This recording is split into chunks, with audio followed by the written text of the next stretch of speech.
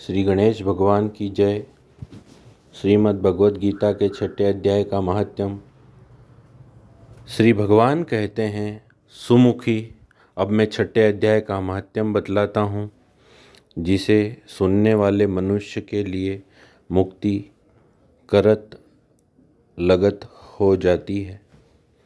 गोदावरी नदी के तट पर प्रतिष्ठानपुर नामक एक विशाल नगर है, जहाँ मैं पिपलेश के नाम से विख्यात होकर रहता हूँ। उस नगर में जान श्रुति नामक एक राजा रहते थे, जो भूमंडल की प्रजा को अत्यंत प्रिय थे। उनका प्रताप मार्तंड मंडल के प्रचंड तेज के समान जान पड़ता था। प्रतिदिन होने वाले उनके यज्ञ के धुएं से नंदवन के कल्प वृक्ष इस प्रकार काले पड़ गए थे, मानो राजा की असाधारण दानशीलता देखकर वे लज्जित हो गए हों। उनके यज्ञ में प्राप्त पुरोडाश के रसास्वादन में सदा आसक्त होने के कारण देवता लोग कभी प्रतिष्ठानपुर को छोड़कर बाहर नहीं जाते थे। उनके दान के समय छोड़े हुए जल की धारा, प्रताप रूपी तेज और यज्ञ के धुओं से पुष्ट होकर मेघ ठीक समय पर वर्षा करते थे। उस राजा के शासनकाल में इतियों खेती में होने वाले 6 प्रकार के उपद्रवों के लिए कहीं थोड़ा भी स्थान नहीं मिलता था और अच्छी नीतियों का सर्वत्र प्रसार हो रहा था। वे बावड़ी, कुएं और पोखरे खुदवाने के बहाने मानो प्रतिदिन पृथ्वी के भीतर की निधियों का अवलोकन करते थे। एक समय राजा के दान, तप, यज्ञ और प्रजा पालन से संतुष्ट होकर स्वर्ग के देवता उन्हें वर देने के लिए आए। वे कमल नाल के समान उज्ज्वल हंसों का रूप धारण कर अपनी पांखें फैलाए हुए आकाश मार्ग से चलने लगे। बड़ी उतावली के साथ उड़ते हुए वे सभी हंस परस्पर बातचीत भी करते जाते थे। उनमें से भद्राश्व आदि 2-3 हंस वेग से उड़कर आगे निकल गए। तब पीछे वाले हंसों ने आगे जाने वाले को संबोधित करके कहा, अरे भाई भद्राश्व, तुम लोग वेग से चलकर आगे क्यों हो गए? यह मार्ग बड़ा दुर्गम है। इसमें हम सबको साथ मिलकर चलना चाहिए। क्या तुम्हें दिखाई नहीं देता, यह सामने ही पुण्य मूर्ति महाराज जान श्रुति का तेज पुंज अत्यंत स्पष्ट रूप से प्रकाशमान हो रहा है। उस तेज से भस्म होने की आशंका है, अतः सावधान होकर चलना चाहिए। पीछे वाले हंसों के ये वचन सुनकर आगे वाले हंस पड़े और उच्च स्वर से उनकी बातों की अवहेलना करते हुए बोले, अरे भाई, क्या इस राजा जान श्रुति का तेज ब्रह्मवादी महात्मा रेख के तेज से भी अधिक तीव्र है? हंसों की ये बातें सुनकर राजा जान श्रुति अपने ऊंचे महल की छत से उतर गए और सुख पूर्वक आसन पर विराजमान हो अपने सारथी को बुलाकर बोले, जाओ महात्मा रेख को यहाँ ले आओ। राजा का यह अमृत के समान वचन सुनकर मह नामक सारथी प्रसन्नता प्रकट करता हुआ नगर से बाहर निकला। सबसे पहले उसने मुक्तिदायिनी काशीपुरी की यात्रा की, जहाँ जगत के स्वामी भगवान विश्वनाथ मनुष्यों को उपदेश दिया करते थे।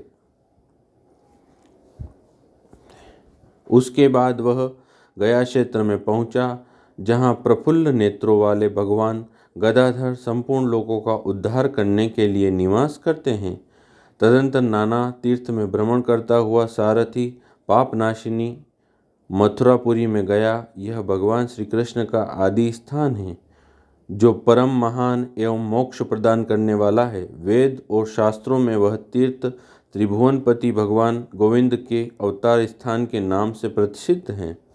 नाना देवता और ब्रह्म ऋषि उसका सेवन करते हैं। मथुरा नगर कालिंदी यमुना के किनारे शोभा पाता है। उसकी आकृति अर्धचंद्र के समान प्रतीत होती है। वह सब तीर्थों के निवास से परिपूर्ण है।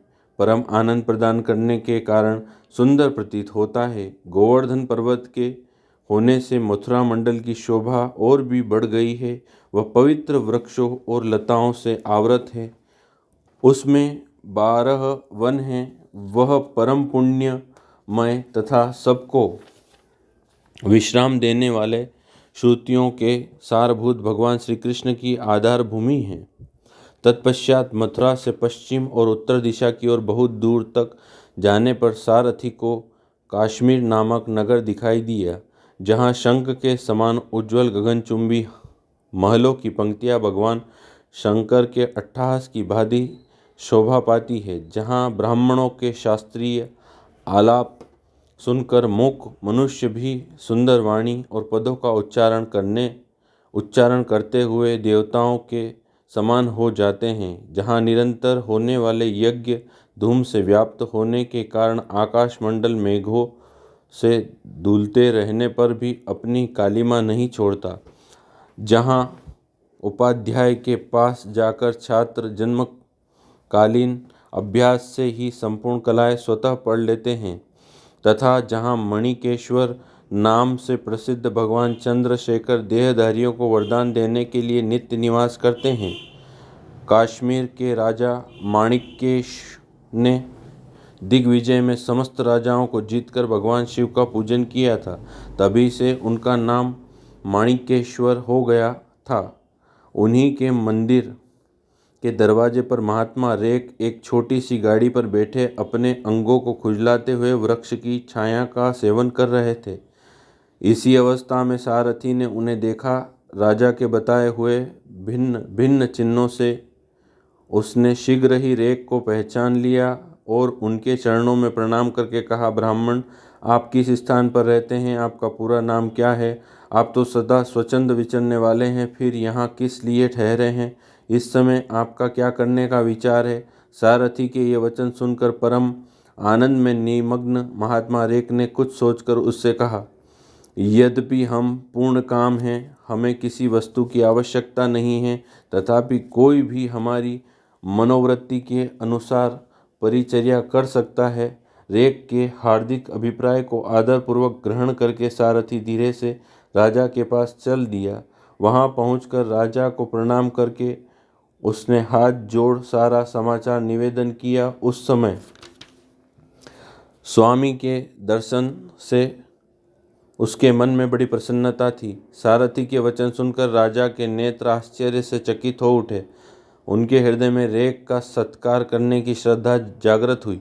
उन्होंने 2 खच्चरों से जुती हुई एक गाड़ी लेकर यात्रा की। साथ ही मोती के हार, अच्छे अच्छे वस्त्र और 1 सहस्त्र गौएं भी ले ली।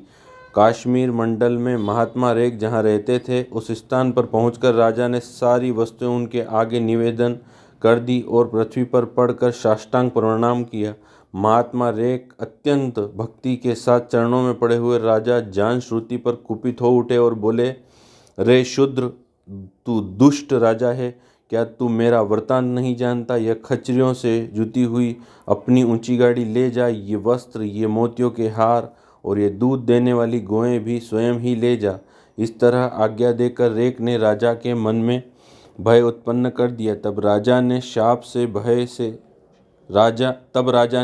के भय से महात्मा रेक के दोनों चरण पकड़ लिए और भक्तिपूर्वक कहा, ब्राह्मण, मुझ पर प्रसन्न होइए। भगवान, आप में यह अद्भुत महात्म्य कैसे आया? प्रसन्न होकर मुझे ठीक ठीक बतलाइए। रेक ने कहा, राजन, मैं प्रतिदिन गीता के 6ठे अध्याय का जप करता हूँ। इसी से मेरी तेजोराशि देवताओं के लिए भी दुस्सह है। तदंतर परम बुद्धिमान राजा जानश्रुति ने यत्नपूर्वक महात्मा रेख से गीता के 6ठे अध्याय का अभ्यास किया। इससे उन्हें मोक्ष की प्राप्ति हुई। इधर रेख भी भगवान माणिकेश्वर के समीप मोक्षदायक गीता के 6ठे अध्याय का जप करते हुए सुख से रहने लगे। हंस का रूप धारण करके वरदान देने के लिए आए हुए देवता भी विस्मित होकर स्वेच्छानुसार चले गए। जो मनुष्य सदा इस एक ही अध्याय का जप करता है वह भी भगवान विष्णु के ही स्वरूप को प्राप्त होता है, इसमें तनिक भी संदेह नहीं है। ओम श्री परमात्मने नमः। श्री कृष्णं शरणं मम, श्री कृष्णं शरणं मम, श्री कृष्णं शरणं मम।